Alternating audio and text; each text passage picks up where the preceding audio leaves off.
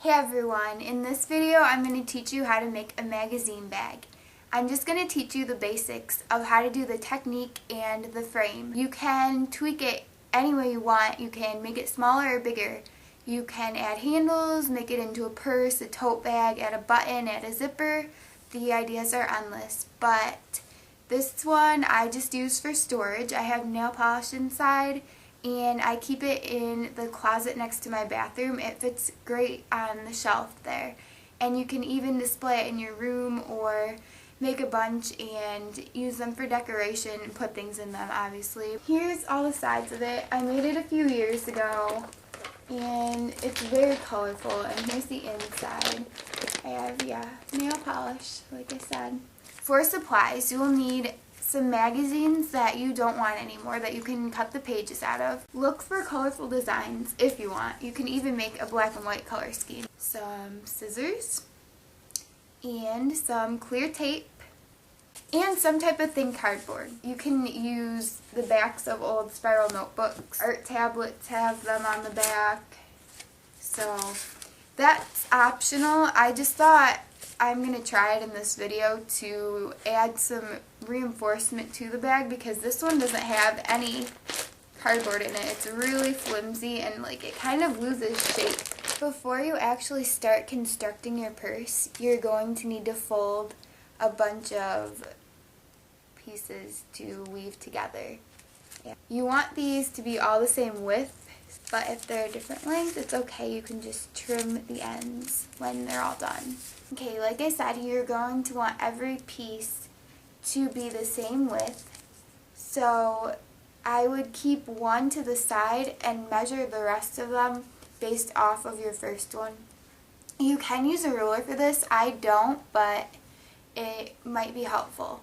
And also, if you're going to use the cardboard for the inside to make it reinforced, you will also need a ruler, so I should have put that in the supplies. Folding these is pretty easy, but to get the pattern you want, sometimes you're going to have to mess around with how you fold the page and in order to get your design.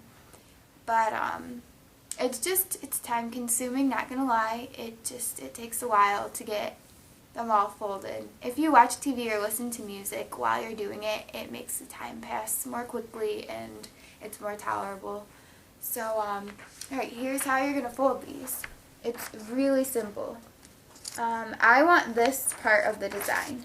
So I'm going to start over on this side and I'm just going to fold it over a little bit.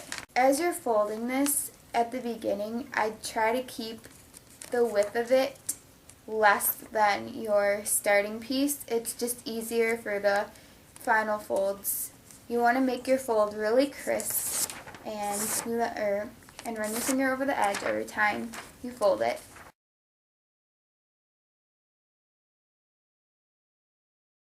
That's about where my pattern is. And at this point, I am going to start folding the other edge over in the back again.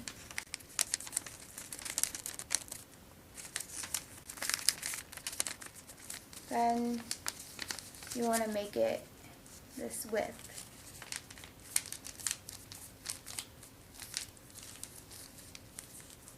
It's about, and that's about the same. It doesn't matter what the back of your piece looks like because that's not going to be showing. Then just fold the rest of your pages the same way. If you don't care what part of the coloring on the magazine page you get it's going to be a lot easier for you to do this because I sit and pick different parts of it. Once you have all your pieces folded, it's time to start weaving, which is basically a way to interlock all of your pieces in an alternating over-under sequence. So no matter if you're using the cardboard inserts or not, you're still going to need 5 sides to your purse or bag. I'm going to make a front or back piece of the purse first, and I am going to do cardboard, and it's about 7 1/4 by 5 1/4. I lined up the pieces at the edge, and there's a little piece of tape on there. I don't know if you can see, but just to hold them down, I put some tape on the end too.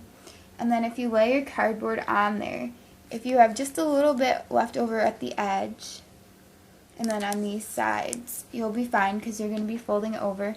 And then here's where the weaving comes in, finally. So I have 12 pieces planned out for this side.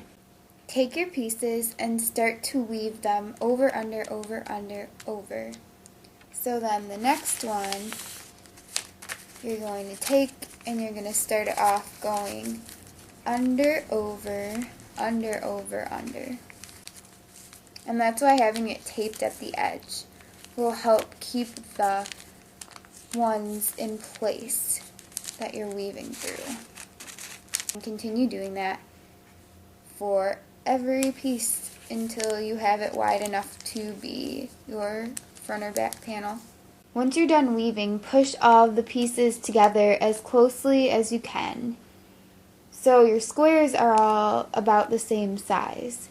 And I taped down all the ends just to make it easier for this next step. And that is to take some tape and you're going to laminate the whole top of this. After you're done taping it, take it off of the table, and here's what it looks like all laminated. And flip it over to the other side that isn't laminated. If you're using cardboard, take that and put it down in the center where all the weaving has been done. You're going to want to fold over all the edges to this piece of cardboard. So like this, and then you're going to tape them down. If it overlaps any of the other pieces on this side, you may want to just cut off just to make the folding easier. Now I have the flaps all taped down to the back on every side. If you don't want it to look so messy like this, find a magazine page that you like and cut it to size, and then you can tape that in there. If you want it to look woven on both sides, you can make a really long panel and just fold it all over to the back, so both sides will look the same. I have been folding these pieces to weave in my free time over the past few days, and I only have half of them done. So I'm not making the whole bag, but this is how many pieces you'll need. If you're making each piece about 1 inch to 1.25 inches wide, you'll have the same measurements as I do. This is a little bit between 1 inch and 1.25 inches, like 1 1/8 inches maybe. So you'll need 12 for the front and for the back, so that's 24 total, and then you'll need 9 for each side like this. So that's 18 more, and then 11 for the bottom. 11 for the bottom one. So that is a total of 53 if I calculated that right. And yeah, so you'll need 53 all together, plus 5 other inserts if you would like to make your inside look a little more classy. When you're done with those 5 panels and you have them all woven and taped down and everything, it's really, you're just going to tape all 5 sides together. All you're doing for connecting these is taping. So you really can't go wrong with that. It might be a little trial and error too. Now here is the first bag that I made, well, the only one that I've really made. I think I used 4 panels, so instead of making a bottom, I just made the front really long and then the back really long, and I doubled them over on the bottom, taped them down, and then I taped the sides to those. Hopefully that helped and you'll be able to make a simple magazine bag now. Thank you guys so much for watching this, and please, please, please subscribe to my channel if you're not, and leave me comments, leave me questions, and leave me requests for other crafts that you'd like to see me make videos of. Bye guys!